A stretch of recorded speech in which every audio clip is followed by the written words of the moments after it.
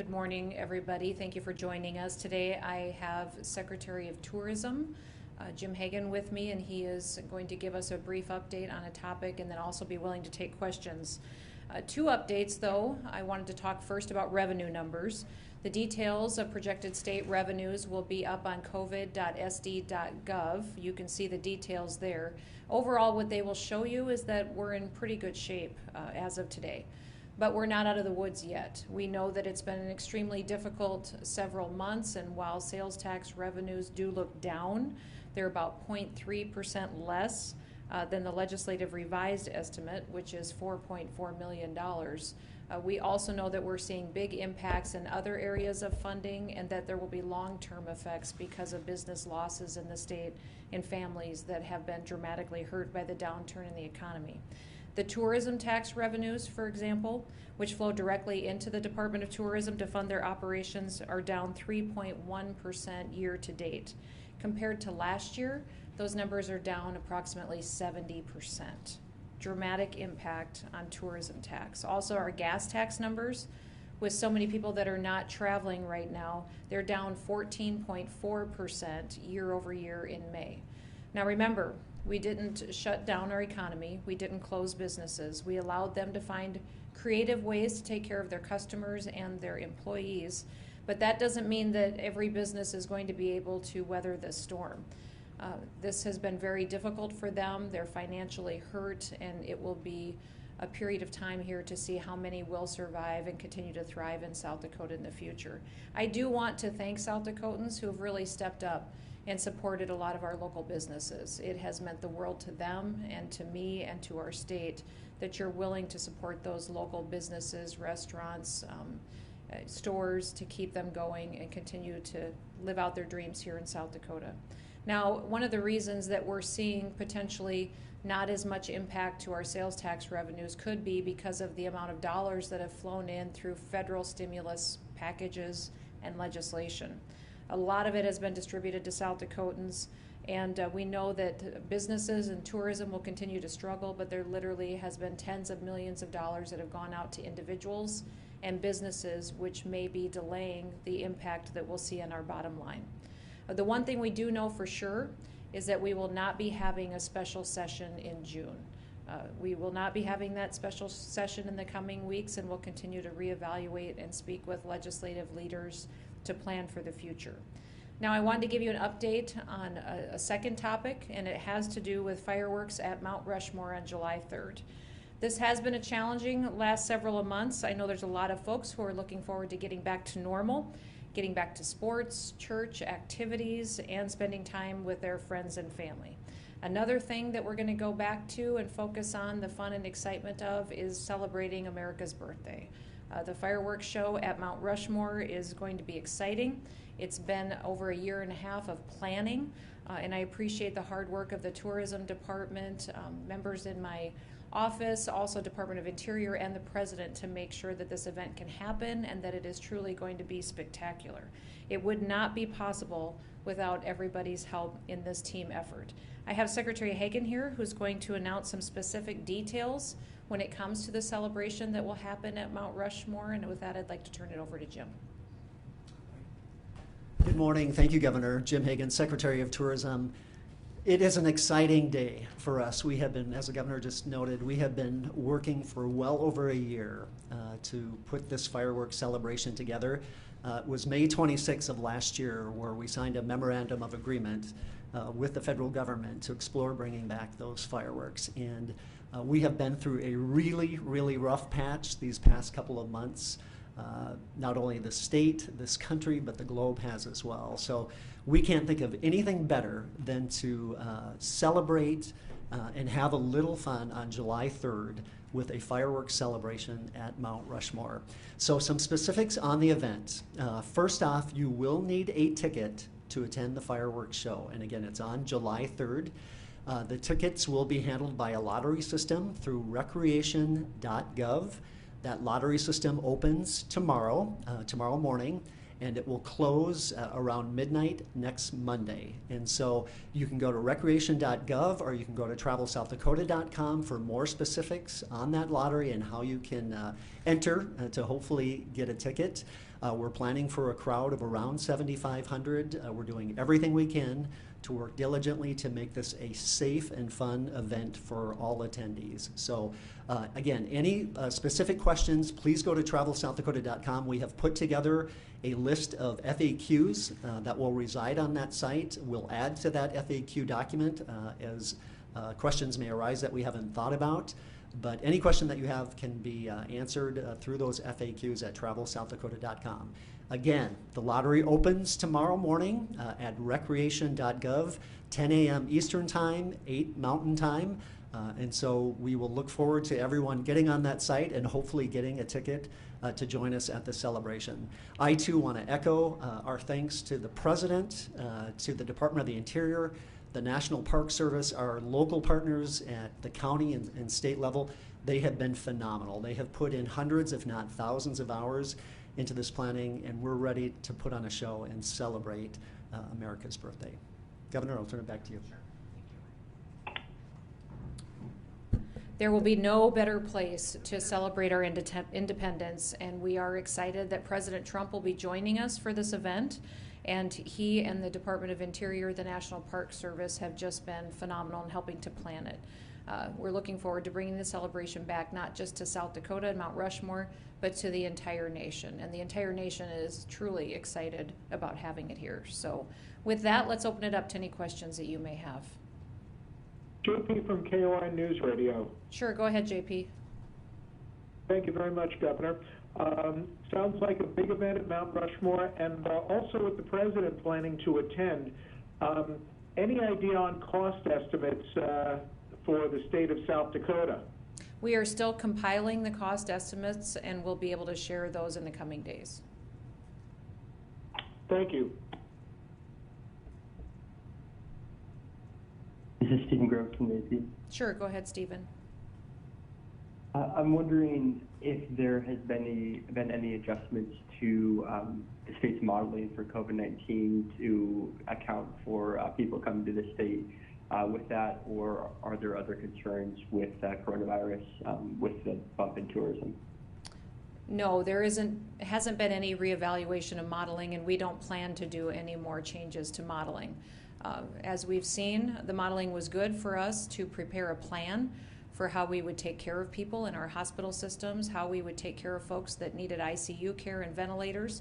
That plan was put into place, and we haven't even come close to reaching the capacity of the amount of people that we could take care of. So it's been encouraging to see infection rates decline. It's been encouraging to see people get better and recover from the virus, and I think we're on a good downward trend, although I do expect that we will see a wave-type infection rate continue on for many months into the future. We will see less people infected, more people become infected, and that's just something that we're going to have to figure out how we get through our day-to-day lives while still protecting the vulnerable population and making sure that we have the resources there if people should need health care when they get sick.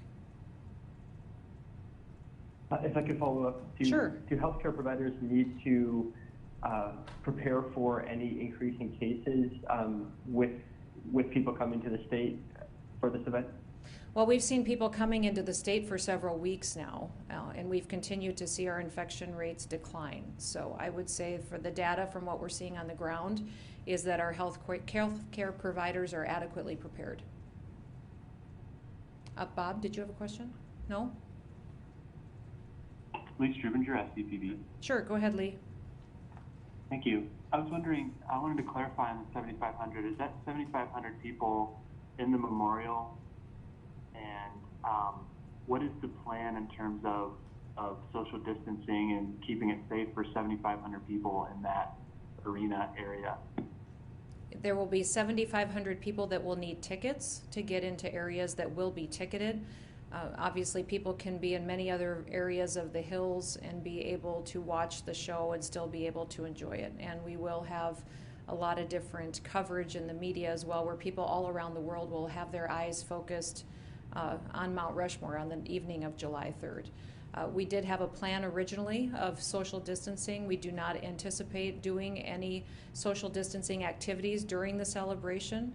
What I'm going to ask people to continue to do is if you're sick, stay home.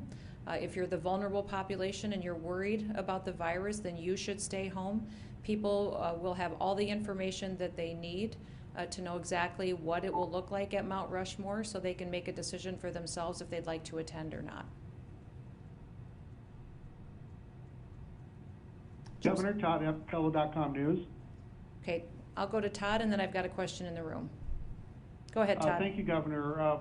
With the George Floyd protests across the country and even here in South Dakota, as you're well aware, are you concerned that the President's and the Vice President's attendance at Mount Rushmore might be a lightning rod for protests at the event or in the Hills area? And if so, what measures can you talk about to try to either prevent or contain such an event? Well, free speech is a fundamental right, and peaceful protests I have no problem with. The problem that we've seen in recent days across the country is the violence, and that is unacceptable. So I expect the folks that will come to Mount Rushmore will come to celebrate our independence, what makes America special, and they'll be grateful that the President made the trip to come be a part of the program. Yes, Joseph. Ma'am, good morning. On Monday night during the peaceful protest, the National Guard were, they had their pistol sight on, but they were not carrying their rifles. Having worked with the Army and military forces, I know, like they say, they feel naked with that. My point is yesterday there was no presence. Today, again, there's a 360-degree security, and they actually have the rifles on them. And I know, being a soldier, your rifle is part of your uniform, but I was just wondering if there was any escalation or anything that made that change. No, in South Dakota, while they're on active duty, they're allowed to carry their weapons and live ammunition.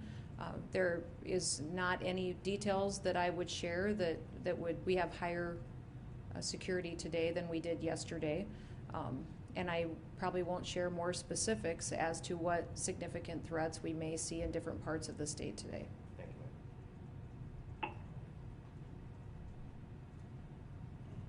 you. Jack Cottle with KEBN and KOTA. With the smaller crowd, you say there's not going to be any social distancing requirements there. Is a smaller crowd due to coronavirus? Is any of that due to a presidential visit? Hey, Jack, Jim Hagan, Secretary of Tourism. So the 7,500 number was actually agreed upon well before COVID came, and that was with the input of the National Park Service, the Department of the Interior, state and local officials. When the fireworks were at Rushmore before, we know at times they described it as a free-for-all, and it was really hard to manage thousands of more people at that event. So that number was agreed upon by all partners as a very manageable number. Governor Mike Tanner at KWAT in Watertown. Sure, go ahead, Mike. Hi, Governor. I know that there have been some questions about the guidance and the clarity on how South Dakota can use the federal money to cover the costs of the coronavirus pandemic. Are you getting any more guidance or clarity from the federal government on how you can use that money? Well, we're continuing to get new guidance out of Treasury. Some of it has brought us some clarity on how we could utilize funds. Some has made it a little bit more confusing. So we're in constant communication with them, asking for flexibility to meet the needs that we have to take care of folks across the state of South Dakota and also deal with revenue loss. So that's an ongoing project that we have with getting guidance that will really meet the needs that our people of South Dakota need. And then if I could ask Mr. Hagan a follow-up question, please. Good morning, Mike. Hi, Jim. Governor Noem announced her back to normal plan, I guess it's been probably 3 weeks or a month ago now. I'm wondering, to what extent is the tourism industry starting to get back to normal in South Dakota? Will it be an abnormal summer given what's been going on? You know, as the governor noted, we've actually have seen visitors in recent weeks, and some parts of the hills especially have seen a lot of visitors. So it's not going to be a normal year. We know that, Mike, just given all the data and the consumer sentiment that we're seeing about traveling. and hotel occupancy rates, those sort of numbers. But there are a number of silver linings to this picture. One, we see consumer sentiment getting better every single week about traveling. People are more optimistic and feeling better and feeling like states and other tourism attractions are putting the health and safety protocols into place, and that's huge for them. We are seeing an increase in bookings now in late summer and in fall especially, and we see a lot of travelers saying that they're going to travel in the fall. And so it won't be a normal year, but we're going to work as hard as we can to make this as good of a summer as we can. And we're going to lay the groundwork to continue to hit things out of the park in 2021, 2022, and beyond. So not a normal year, but we're going to work our tails off to do as best as we can. Thank you, Jim. Thank you, Governor. Governor Noem? Yeah, go ahead. Hi, this is Dominique Smith from News Center 1. Okay. So I just a quick question. With all of the, the group of people that's going to be coming out here to Mount Rushmore, has there been, and the president as well, have there been any plans in place to do background checks, anything like that, especially with the kind of climate we have right now going on? We are coordinating with Secret Service to conduct security, as is the protocol whenever the president travels. Okay. Governor Lee Thank you. Sure, go ahead, Lee. I had two questions. I want to make sure I understand maybe how you're reading some of the sales tax collection numbers. Okay. So kind of that initial federal money coming in, like the $1,200 to individuals and $500 for children. I guess, are you kind of seeing that as sort of a helping the state? And then I guess maybe what are you and your team sort of expecting in the long run? Is it not as rosy of a picture? Maybe kind of your thoughts on some of those collection numbers. Well, when the legislature met, they adopted estimated revenue numbers, which we felt were a little bit more conservative and lower than what they had proposed at the beginning of session. We felt that was a good decision at the time. Then we had COVID-19 come up, and we've been prepared for downward trends in sales tax ever since then. We see about a $4.4 million decrease so far, and we've been doing evaluations on that, watching spending. I think it's attributable to several different things. First of all, we do know our businesses were impacted, and that's why we see a downward trend from what we estimated we would bring in. Number two, people did receive federal stimulus dollars, so they went out and they spent some money even while the virus was in the state and people were trying to stay home. The third thing, would potentially be we have a very diversified sales tax. There's a lot of things in the state that have a 4% sales tax on them, and because that's diversified, that may have protected us somewhat from the downward trend. People were still shopping for things and needed things that there is sales tax on, and that has made sure that we didn't see the huge decline that maybe other states have seen. But I do want to give you guys a little bit more information that we do expect that this doesn't mean that we're out of the woods. We've got a long road ahead of us. In fact, the biggest impact from this virus may not be seen for 6 months, for a year, because our businesses were significantly hurt. They got some federal dollars that are helping them patch through the next few months, but they may have been hurt too hard financially to survive. And if we lose businesses, that obviously impacts our economy. It eliminates jobs that people are depending on to put food on the table, and those have long-lasting effects. So that's why we can't make decisions just based on what the numbers are that were reported last month. We have to prepare long-term to keep our economy and our families as stable as possible. Governor Patrick Kelly, South Dakota. I got a question in the room. I'm going to go to Patrick, and then I'll come to the phone. Presidential visits come with a substantial cost to local officials, particularly law enforcement. I know Rapid City PD had some overtime cuts, eliminations. Fire chief resigned, citing concerns about budgets and all that. Is there something in the works there, funding-wise, that will be assisted? How will those costs be covered, I guess? Yeah, we are looking at all mechanisms to cover those costs, and we've got a great partnership ongoing, and we'll be able to make sure that we're facilitating a very safe event. that is well funded, that we will be able to make sure is responsible as well. Was there a question on the phone? Yeah, I wanted to ask another quick question, if that was okay. Sure. I was wondering if you had met with the speakers or the organizers of the peaceful protest in Sioux Falls last Sunday? No, I have not met with them. Okay. Is that plan in the works? I know you talked about looking for solutions to policing policies and stuff like that. So I just didn't know if that was in the works. No, in fact, I don't think they've reached out to me or expressed that they have any solutions they want to pursue. But I have clearly telegraphed to the state and the people here that if you do have solutions, if you want to solve problems, that I am a governor that wants to do that. That's why I get up every day, is to address real issues. And this issue has been going on in our country for decades.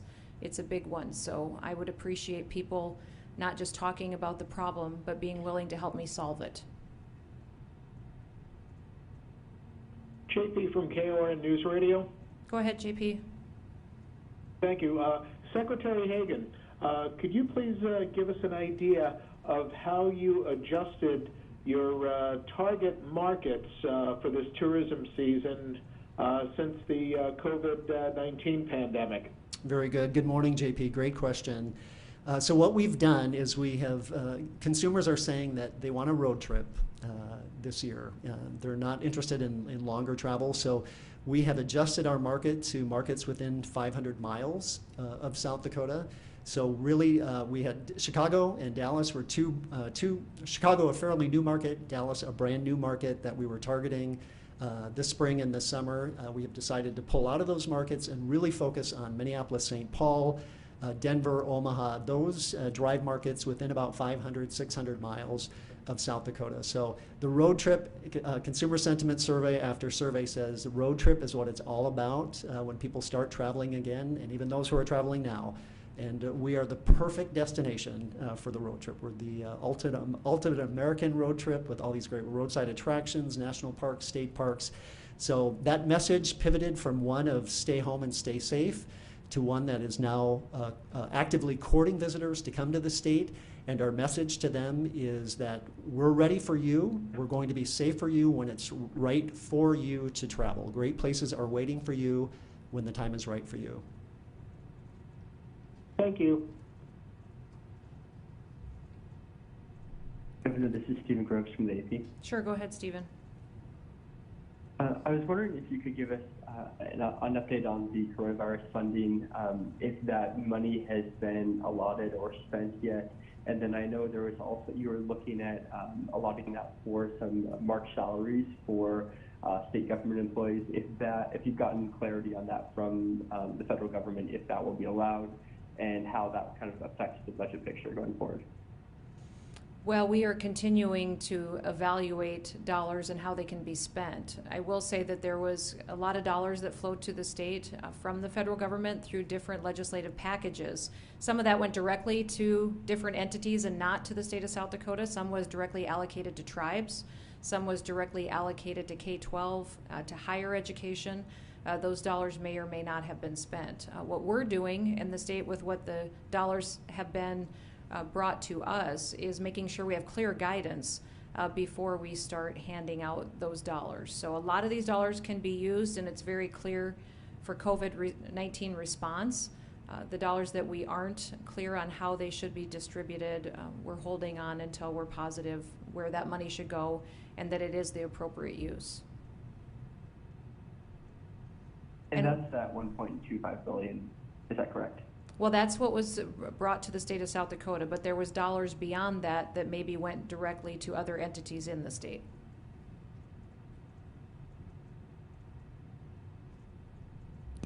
Go ahead, Bob. Governor Bob Mercer with KORN News, and either one of you can take this question, but just some details on how the lottery will work for Mount Rushmore.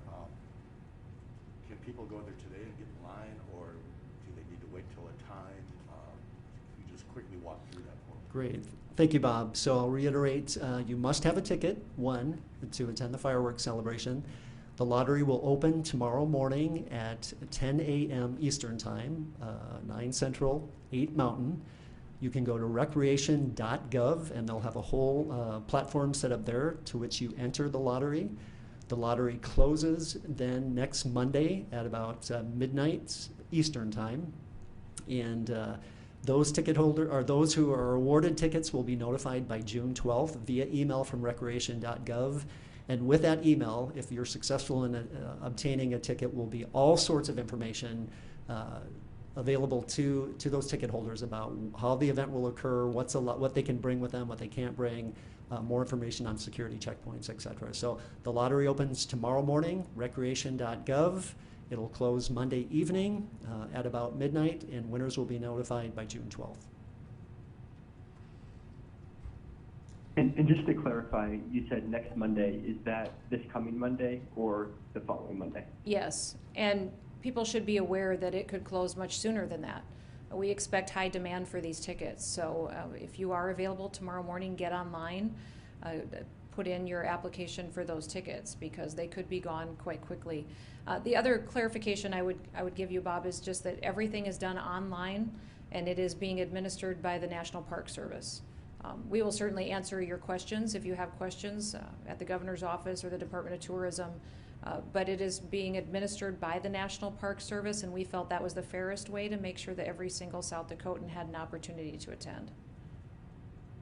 And it is open to people outside of South Dakota as well. So that's one thing people should know, that people across the country will be getting online looking to access a ticket for this event. So the sooner that you get online when it opens, which would be 10 a.m. Eastern Time, I would think the better to secure your ticket. And I believe there's a limit. There will be a limit on how many tickets each individual could secure as well. Okay, go ahead. There was a question on the phone. Yeah, Jack Cottle with KUBN and KOTA. Can you clarify again? Is this a lottery that will be drawn from all the people who enter during that period, or is it the people who are in first get the tickets? Good morning, Jack. Jim Hagan. Yes, correct. So it's a lottery that opens tomorrow, and anybody can enter that lottery at 10 a.m. Eastern Time at recreation.gov. Like I said, it closes on Monday at about midnight, this coming Monday. But anybody can get onto that platform. Anybody can apply. And they've got this whole randomized system set up, obviously, with the lottery, and the lucky winners will be notified by June 12th.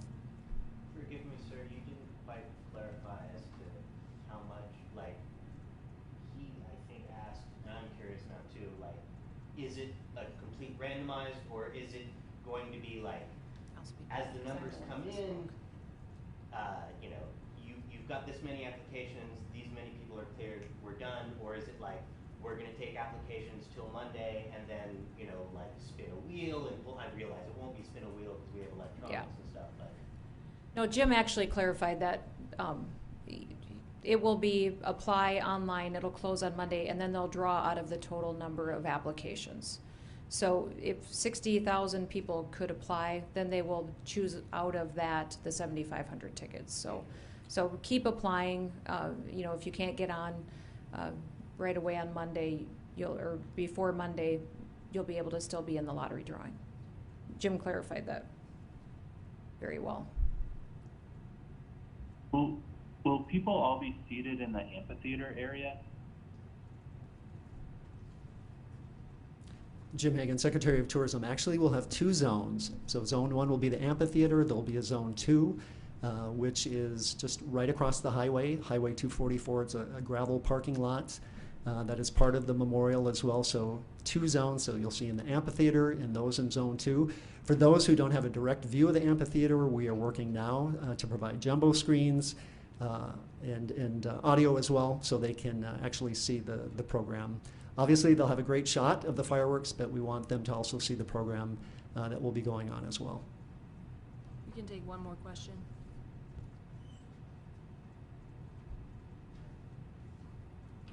Any further questions? Okay, thanks so much. Have a great day.